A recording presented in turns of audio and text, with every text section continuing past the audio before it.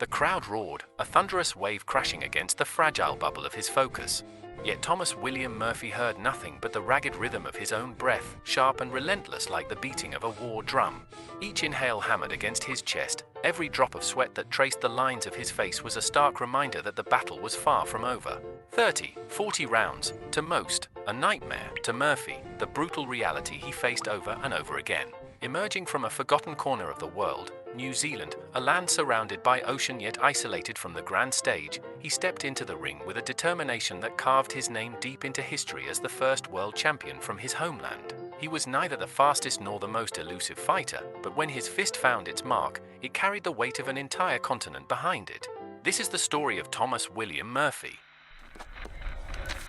Born on November 3, 1863, Murphy entered a world where the salty winds of the Pacific shaped the rugged coastlines and the lives of its people. The streets of his youth were bare earth, dust rising beneath the wheels of horse-drawn carts, mingling with the distant cries of seagulls circling above the docks. At home, the lessons were harsh and clear. Nothing came without struggle, and strength was the currency by which survival was measured. Even as a boy, Murphy felt the weight of makeshift ropes wrapped around his fists, the rough coldness of wooden floors beneath his bare feet in warehouses where men settled disputes with their fists instead of words. For him, boxing was not a dream or a game, it was instinct, a language of survival.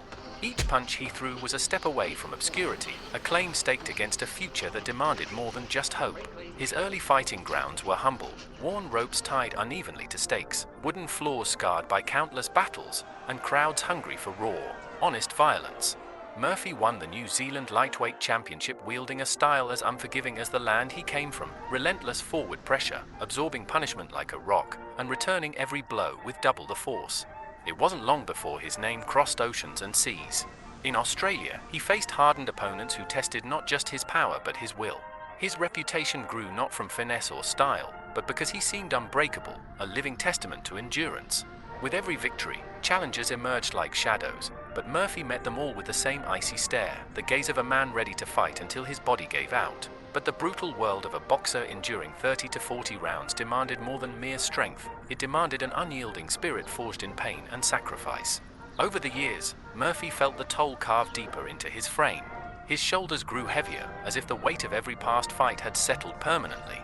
His legs, once quick and sure, now moved with the cautious hesitance of a man who knew his limits but refused to yield. Younger fighters, swift and hungry, began to find and exploit the cracks in his defense, the vulnerabilities fatigue had etched into his iron will. Beyond the ring, the toll was no less harsh. Endless travel between dusty towns and unfamiliar cities drained not only his strength but his very soul. The ceaseless pressure to secure wins for survival entered his pockets and frayed his resolve. In the darkest hours, he wandered alone through shadowed streets, his face bruised and blooded, the metallic taste of blood lingering on his tongue, haunted by the silent question, would the next fight be his last? In those moments of solitude, glory faded, leaving raw exposure to the relentless cost of a life lived on the razor's edge, where every triumph was fleeting and every defeat a shadow looming close. Then came the thunderous moment that changed everything, the world featherweight title. By toppling more seasoned and renowned opponents, Murphy claimed a place no New Zealander had ever reached before, the pinnacle of world championship glory. News of his victory rippled like wildfire across the docks, whispered in pubs, and printed in small-town newspapers, transforming him from a gritty fighter to a national icon. Yet, even as the belt circled his waist, Murphy refused the comforts of fame. He continued to fight in obscure circuits, accepting challenges in distant towns and under harsh conditions. He was a champion who refused to hide, confronting any opponent, anywhere, regardless of the odds. For Murphy, defending his honor meant far more than clutching a belt, it meant facing every battle with the heart of a warrior. But no glory shields a man from the ravages of time. With over 200 fights etched into his body and spirit, each match left scars deeper than the last. His body no longer healed as swiftly as it once did. Pain became a constant, unwelcome companion whispering reminders of every blow taken. Defeats began to pile up, some by knockout, others in exhausting wars where sheer willpower was the only armor left. The press, once his fervent ally, started to turn, painting him as a stubborn relic, unwilling to let go. Yet Murphy rejected retirement as if it meant severing his very identity, clinging instead to the ring as the last bastion of his existence. Though he never reclaimed the title, Murphy forged a legacy no punch could ever erase: respect. He became a beacon for aspiring New Zealand boxers, proof that a fighter from a remote island could stand toe-to-toe with the best the world had to offer. Many sought his wisdom, and with a face weathered by battle and hands hardened by years of toil, he shared lessons not just of power and technique, but of courage, pride, and resilience. His epic fights, even those lost, taught a truth far greater than victory, that the greatest triumph lies in enduring what seems impossible.